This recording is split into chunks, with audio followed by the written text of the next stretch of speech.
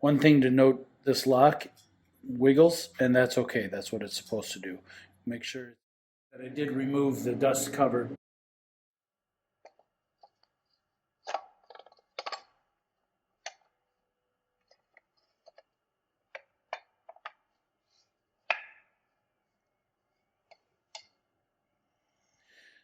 The second piece, the tab goes down,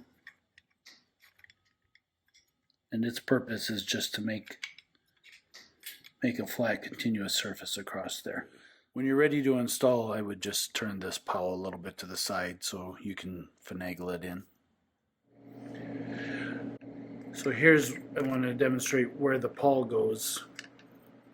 It should slide in there and the key will come out. That's what we're trying to achieve. If it's not lined up correctly, it could go off to the side, but you want it to be in there and the key easily come out.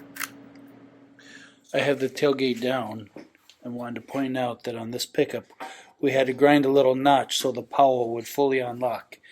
It's important if the key won't come out, it's not fully locked or unlocked. Now we're ready to put it in the tailgate. I want the lock powel up into there.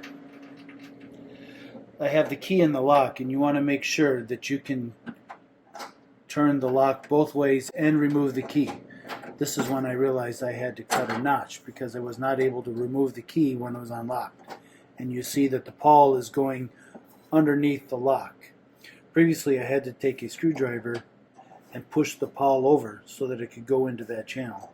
This was a huge point of frustration. So make sure you can take the key out both unlocked and you can take the key out in the locked position. If not, you have to adjust. So now that we have that in there, squeeze these together.